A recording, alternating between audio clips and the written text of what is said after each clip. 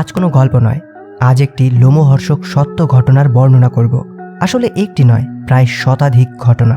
একজন নার্সের কাজ রোগীর দেখাশোনা করা, তার ট্রিটমেন্ট করে তাকে সুস্থ করা। তবে কি হবে যদি সেই নার্সই হয়ে ওঠে একাধিক রোগীর মৃত্যুর কারণ? এক নার্স কিভাবে তার 16 বছরের নার্সিং কেরিয়ারে হত্যা করেছে প্রায় শতাধিক মানুষের। 2022 সালে মুক্তিপ্রাপ্ত সত্য ঘটনার উপর নির্মিত এই মুভিটি আপনার হৃদয় কাঁপিয়ে দেবে। তো হ্যালো ফ্রেন্ডস, আমিও, তোমরা দেখছো ওর গপ্প। ওর গপ্পের পক্ষ থেকে আজকের পেশকাশ দ্য গুড নার্স।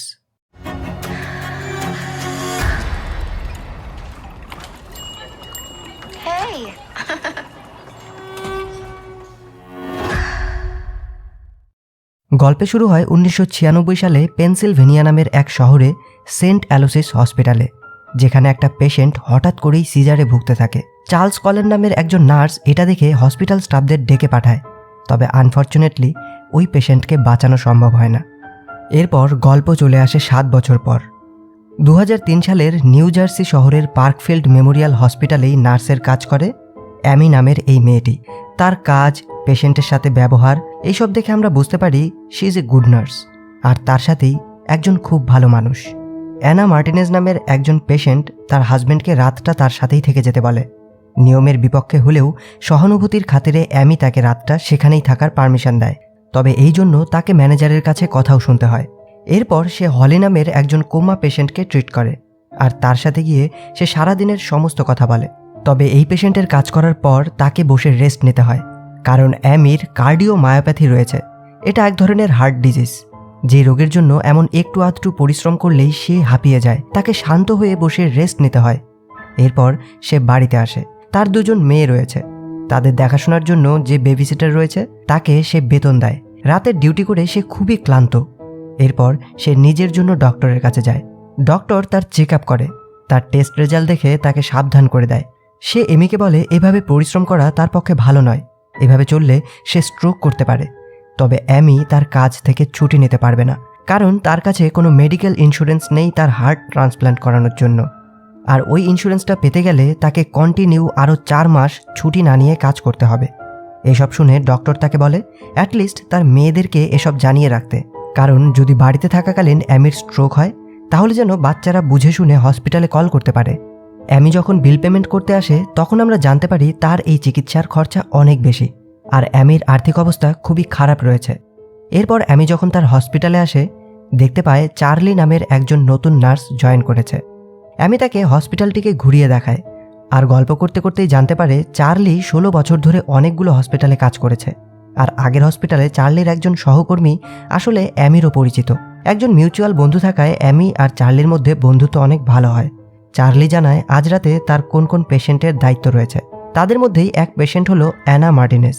অ্যামি চার্লিকে অ্যানার সাথে পরিচয় করিয়ে দেয়, আর চার্লি অ্যানাকে বলে যদি কোনো কিছুরই প্রয়োজন হয় তাহলে পাশের বাটনটা প্রেস করলেই সে চলে আসবে। চার্লি আজ খাবার আনেনি জানতে পেরে অ্যামি তার সাথে খাবার শেয়ার করে। সেখানেই জানতে পারে চার্লিরও 2 মেয়ে রয়েছে, তবে তারা তাদের মায়ের সাথে থাকে। তখনই অ্যামির পেশেন্টের কল আসে, তবে সে খাচ্ছে দেখে চার্লি অ্যামিকে খেতে বলে তার পেশেন্টের দায়িত্ব চার্লি নিয়ে নেয়। এসব কারণেই অ্যামির চার্লিকে কলিগ হিসেবে খুবই পছন্দ হয়। সকালে বাড়িতে এসে অ্যামি দেখতে পায় তার মেয়ে অ্যালেক্স বেবি সিটারের সাথে ঝগড়া করছে। অ্যামি তাকে কিছু বলতে এলেই অ্যালেক্স বলে সে তার মাকে পাশে চায়, আর সে সেটাও পায় না। আর অ্যামি আবারও হাঁপিয়ে যায়। সে তার মেয়ের কাছে যেতেও পারে না তাকে শান্ত করতে। পরদিন হসপিটালে অ্যামি যখন হলিকে ট্রিট করছিল তখনই আবার তার রোগে সে রেস্টলেস হয়ে যায়। বেডে বসে শ্বাস নেওয়ার জন্য প্রচুর কষ্ট করতে থাকে। তখনই চার্লি তার কাছে আসে, পাশে বসে তাকে শ্বাস নিতে সাহায্য করে। অ্যামি তাকে তার হার্ট ডিজিজের কথা জানায়, সাথে এটাও বলে হসপিটালের কাউকে এটা না জানাতে, জানতে পারলে অ্যামিকে তারা বরখাস্ত করে দেবে। চার্লি তাকে সান্ত্বনা দেয়, তাকে বলে সে অ্যামিকে সাহায্য করবে। এই 4 মাস তারা একসাথে আরামে পার করে দেবে। এরপর থেকে অ্যামি আর চার্লির সম্পর্ক খুবই ভালো হয়। তারা একসাথে ডিউটিতে যাতায়াত করে, একসাথে তাদের নিজস্ব কাজগুলিকে শেয়ারও করে নেয়। পরদিন ডিউটিতে এসে অ্যামি জানতে পারে অ্যানা মার্টিনেজ নামের ওই পেশেন্ট মারা গেছে। এটা শুনে তো অ্যামি খুবই অবাক হয়ে যায়। এটা যেন তার কাছে খুবই আনএক্সপেক্টেড ছিল। যখন তারা অ্যানার ডেড বডির কাছে যায় দেখতে পারে তাকে ওইভাবেই ফেলে রেখেছে।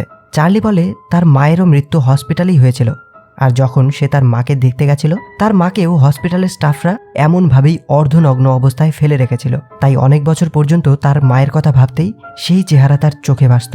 আর এই কারণেই চার্লি এই পেশেন্টকে খুব ভালো করে পরিষ্কার করে। এরপর আরও 7 সপ্তাহ কেটে যায়। হসপিটাল কর্তৃপক্ষ 2 জন পুলিশ অফিসারকে ডেকে পাঠায়, ড্যানি এবং টিম নামের। যেহেতু অ্যানা মার্টিনেজের মৃত্যু খুবই আনএক্সপেক্টেডভাবে হয়েছে, তাই মেডিকেল প্রোটোকল অনুযায়ী হসপিটাল কর্তৃপক্ষকে এর ইনভেস্টিগেশন স্টেট পুলিশের দ্বারা করাতে হবে। এখানে লিন্ডা নামের একজন মহিলাকে দেখানো হয়, যিনি এই পার্কফিল্ড হসপিটালের risk manager. Police officer Danny Linder কাছে ডেড বডির খোঁজ করে। ড্যানি এটা শুনে অবাক হয়ে যায় যে ডেড বডির দাহ কাজ সম্পন্ন হয়েছে, কারণ তার মৃত্যু 7 সপ্তাহ আগে হয়েছে। এত দেরি করে ইনফর্ম করার কারণ জিজ্ঞেস করতেই লিন্ডা জানায়, এতদিন আসলে হসপিটাল একটা ইন্টারনাল ইনভেস্টিগেশন চালিয়েছে। ড্যানিদেরকে অ্যানার মেডিকেল ফাইলটা দেওয়া হয়। আসলে লিন্ডা জানে যে তাদের হসপিটালের ভুলেই ওই পেশেন্টের মৃত্যু হয়েছে, তবে তারা এই মৃত্যুর কারণটিকে লুকোনোর চেষ্টা করছে হসপিটালের রেপুটেশন বাঁচানোর জন্য। এদিকে দেখানো হয় এখন অ্যামি আর চার্লি খুবই ভালো বন্ধু। চার্লি অ্যামি আর তার মেয়েদের সাথে খুব ভালোভাবেই মিলেমিশে গেছে। অ্যামিও এটাতে দারুণ খুশি। অন্যদিকে ড্যানি যখন ওই হসপিটাল স্টাফদের ব্যাকগ্রাউন্ড চেক করছিল, তখনই সে জানতে পারে চার্লস কলিন নামের একজন নার্সের ওপর কয়েক বছর আগে একটা কেস হয়েছিল ডাইগক্সিন নামের একটা মেডিসিন ওভারডোজের জন্য। তবে তার বিরুদ্ধে থাকা সমস্ত কেসই খারিজ করে দেওয়া হয়েছিল। ড্যানি এখন একদম শিওর হয়ে যায় হসপিটাল তাদের থেকে কিছু লুকোচ্ছে, কারণ মৃত্যুর 7 সপ্তাহ ধরে তাদের ইনভেস্টিগেশন, আর তারপর পুলিশকে খোঁজ। আর ইনভেস্টিগেশনের রিপোর্ট হিসেবে তাদের হাতে শুধুমাত্র গুটি কয়েক কাগজ। এই সব কিছু ভেবেই ড্যানির সন্দেহ দৃঢ় হতে থাকে। অন্যদিকে লিন্ডা হসপিটালের সমস্ত স্টাফেদের জানিয়ে দেয় তারা একটা কেস নিয়ে ইনভেস্টিগেশন করছে, আর তাই জন্যই পুলিশ তাদেরকে জিজ্ঞাসাবাদ করতে পারে। তবে স্টাফদের এটা মনে রাখতে হবে যে পেশেন্টের তথ্য খুবই কনফিডেন্সিয়াল, তাই হসপিটাল কর্তৃপক্ষের কোনো লোকের উপস্থিতি ছাড়া তারা যেন পুলিশকে কোনো রকমের কথা না বলে। এদিকে প্রসিকিউটর এসে ড্যানিদের জানিয়ে দেয় যে ইনভেস্টিগেশনের সময় লিন্ডা উপস্থিত থাকবে। ড্যানি এর বিরোধিতা করে, তবে প্রসিকিউটর তার কোনো কথা শোনে না। এরপর পুলিশ অফিসার এক এক করে সমস্ত স্টাফেদের জিজ্ঞাসাবাদ করতে থাকে। এভাবেই যখন অ্যামিকে জিজ্ঞাসাবাদের সময় আসে, তখন লিন্ডা কোনো কাজের জন্য রুম থেকে বাইরে যায়। এটাই ছিল অফিসারদের সুবর্ণ সুযোগ। এই সুযোগেই অ্যানা মার্টিনেজের মেডিকেল রিপোর্ট অ্যামিকে দিয়ে বলে এতে কোনো গরমিল রয়েছে কিনা। অ্যামি রিপোর্টটাকে ভালোভাবে দেখে বুঝতে পারে অ্যানার শরীরে অতিরিক্ত গ্লুকোজ পাওয়া গেছিল। এতটা গ্লুকোজ মানুষের ইনসুলিন সিস্টেমে তৈরি হয় না, তাকে বাইরে থেকে কেউ ইনসুলিনের কোনো ডোজ দিয়েছিল। যেহেতু অ্যামি ডায়াবেটিসের পেশেন্ট ছিল না, তাই তার মেডিকেশনে কোনো ইনসুলিনের ওষুধ ছিল না। সেক্ষেত্রে ওভারডোজ হওয়ার তো কোনো কথাই নয়। এরপর ড্যানি তাকে জিজ্ঞাসা করে তার কলিগ চার্লির কথা, জানতে চায় চার্লি কি এই ঘটনার সাথে কোনোভাবে ইনভলভ থাকতে পারে। অ্যামি জানায় চার্লি আর সে নাইট শিফটে কাজ করে, আর অ্যানার মৃত্যু দিনের বেলায় হয়েছে। আর তাছাড়া চার্লি অনেক ভালো নার্স, সে এমন ভুল কোনোভাবেই করতে পারে না। এরপর একটি পেশেন্টের ট্রিটমেন্ট করার সময় অ্যামি খুবই হাঁপিয়ে যায়, অসুস্থ হয়ে পড়ে। সেই সময়ই চার্লি এসে তার সাহায্য করে, ভেন্ডিং মেশিন থেকে ওষুধ বের করে তাকে দেয়।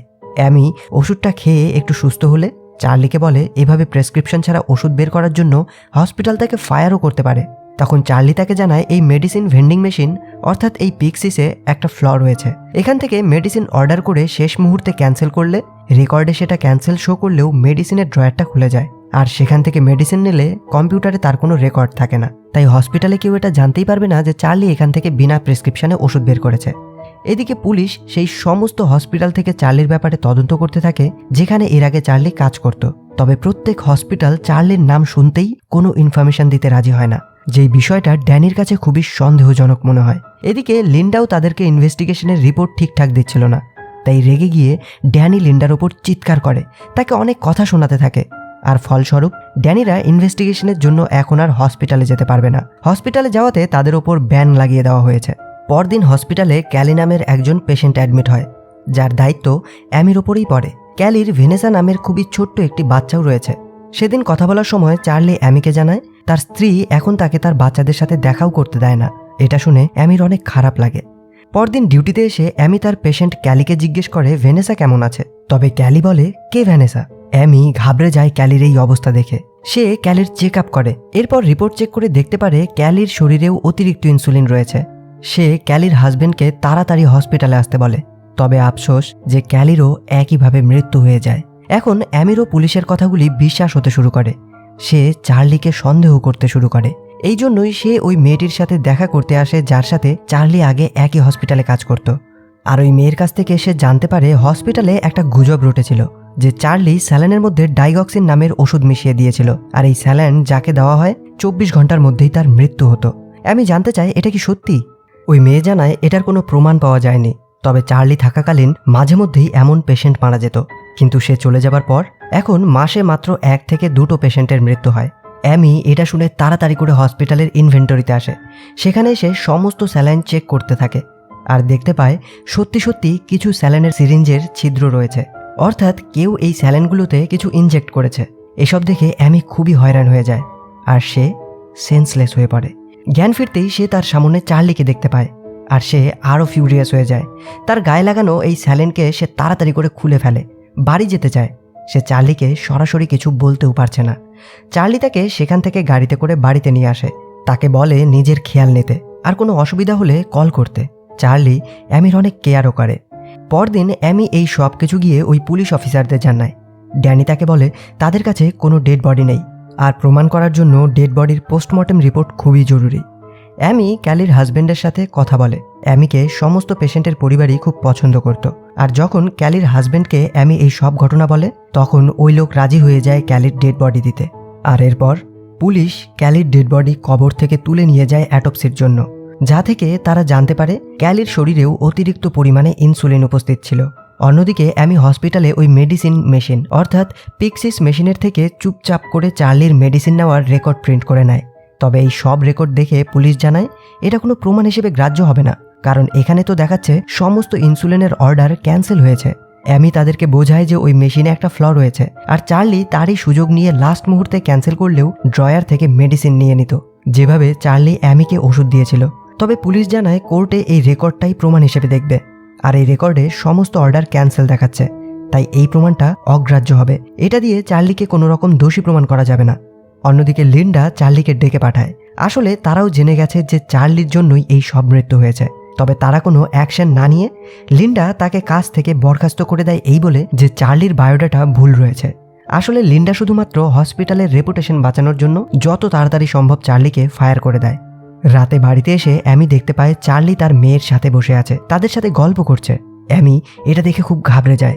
সে তার মেয়েদেরকে বেডরুমে চলে যেতে বলে আর চার্লিকে বলে সে এই কটা দিন তার মেয়ের সাথে একা কাটাতে চায়। চার্লি বলে তার চাকরিটা চলে গেছে, তার স্ত্রী তার সন্তানদের সাথে দেখা করতে দিচ্ছে না। সে যখন অ্যামির মেয়েদের সাথে থাকে তখন তার নিজের মেয়েদের সাথে সময় কাটানোর মতো মনে হয়। সাথে এটাও বলে যে অ্যামির শরীর খুব খারাপ আর মাত্র কয়েক সপ্তাহ আছে অ্যামির মেডিকেল ইন্স্যুরেন্স পাওয়ার। এই কটা দিন সে তার সাহায্য করতে চায়। তবে অ্যামি তাকে বলে সে তার জন্য যা করেছে তার জন্য সত্যিই অ্যামি কৃতজ্ঞ, তবে এখন কয়েকদিন সে তার মেয়ের সাথে একা সময় কাটাতে চায়। চার্লিও তাকে আর কোনো জোর করে না, সেখান থেকে চলে যায়। এরপর পুলিশেরা ভাবতে থাকে চার্লিকে এই হসপিটাল থেকে বরখাস্ত করে দিলেও সে তো আবার কোনো হসপিটালে জয়েন করবে, আর সেখানে গিয়েও সে তার এই হত্যাকাণ্ড চালিয়েই যাবে। আর এই জন্যই পুলিশের কথা মতো অ্যামি একদিন চার্লির সাথে দেখা করতে রাজি হয়। আসলে তাকে দিয়ে কনফেশন করানোর জন্য, তাকে দিয়ে স্বীকার করানোর জন্য যে ওই হত্যাগুলো চার্লিই করেছে। এরপর সমস্ত প্রিপারেশন নিয়ে অ্যামি এখানে আসে চার্লির সাথে দেখা করতে, আর দেখতে পায় চার্লি আজ অন্য এক হসপিটালে নার্স হিসেবে জয়েন করবে। এখানে কথায় কথায় অ্যামি হাসপাতালের মৃত্যু নিয়ে কথা বলে, তবে চার্লি হাসপাতাল নিয়ে কোনো কথা বলতে চায় না। তখন অ্যামি বলে কেন সে কথা বলতে চায় না, লোকে যা বলছে তাহলে সেটা কি সত্যি? সত্যি কি চার্লি এই খুন করেছে? যদি সত্যি খুন করেও থাকে তাতেও অ্যামির কিছু যায় আসে না। চার্লি তার কাছে ঠিক আগের মতোই বন্ধু থাকবে। তবে চার্লি তাকে কোনো কিছু বলে না, বরং তার উপর রেগে যায়। আর এরপর চার্লি সেখান থেকে চলে আসে। পুলিশ আর অ্যামি এখন খুবই চিন্তায় আছে, কারণ যদি চার্লিকে তারা ধরতে না পারে তাহলে নতুন কোনো হসপিটালে গিয়েও সে তার এই হত্যাকাণ্ড আবার শুরু করবে।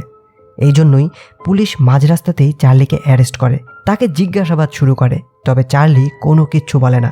উল্টে পুলিশ যখন তাকে স্বীকার করানোর জন্য জোর করতে থাকে তখন সে খুবই ভায়োলেন্ট হয়ে যায়, চিৎকার করতে থাকে।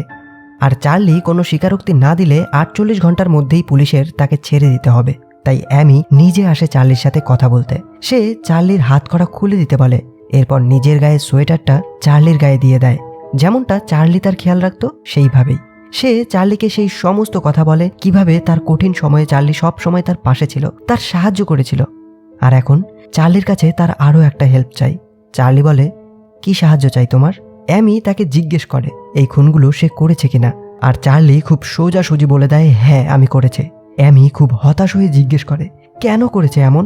চার্লি বলে আমি জাস্ট করেছি, কারণ কেউ আমায় আটকায়নি। এরপর চার্লিকে জিজ্ঞাসা করা হয় সে কার কার খুন করেছে। তবে চার্লি এত মানুষের খুন করেছে যে সে নিজেও বলতে পারে না। আর এরপর চার্লি কোর্টে গিয়ে 29 জনকে হত্যা করার কথা স্বীকার করে। তবে এই স্বীকারোক্তির বিনিময়ে সে কোর্টের কাছে মৃত্যুদণ্ড না দেওয়ার আর্জি জানায়। আর এই জন্যই কোর্ট তাকে 18টি যাবজ্জীবনের রায় শোনায়। চার্লি বর্তমানে নিউ জার্সির স্টেট প্রিজনে তার সাজা কাটছে, যা 2403 সাল পর্যন্ত রয়েছে, অর্থাৎ প্রায় 400 বছরের কারাবাসের সাজা রয়েছে তার বিরুদ্ধে 29টি হত্যার প্রমাণ থাকলেও বিশ্বাস করা হয় চার্লি তার নার্সিং কেরিয়ারে প্রায় 400 লোকের এমন করেই হত্যা করেছে, প্রায় 400 লোকের। অন্যদিকে অ্যামি তার হার্ট ট্রান্সপ্ল্যান্ট করিয়ে নেয়। বর্তমানে সে তার মেয়ে এবং নাতনিদের নিয়ে জীবন কাটাচ্ছে, আর সে এখনও দ্য গুড নার্স। এটা ভাবতেই অবাক লাগে যে চার্লির মতো একজন নার্স প্রায় 400 জনের হত্যা করেছে। যদি প্রথম হসপিটালে তার বিরুদ্ধে কোনো রকমের অ্যাকশন নিত তাহলে হয়তো বাকি লোকগুলো বেঁচে যেত। কিন্তু যতগুলো হসপিটালে সে কাজ করেছে প্রত্যেকটা হসপিটাল তার প্রতি কোনো অ্যাকশন নেয়নি, এটা জানার পরেও যে সে পেশেন্টের হত্যা করছে। হসপিটাল কর্তৃপক্ষ শুধুমাত্র নিজেদের রেপুটেশন বাঁচানোর জন্য একের পর এক জায়গা থেকে তাকে ফায়ারি করে গেছে। কোনো রকমের কোনো রিপোর্ট, কোনো রকমের কোনো ইনভেস্টিগেশন, কোনো কিচ্ছু করেনি। আসলেই হসপিটাল মানে তো এখন শুধু ব্যবসা। ডাক্তার, নার্স, যাদেরকে মানুষ একসময় ভগবান রূপে দেখত, এখন তারাই যেন যমদূত হয়ে এসেছে।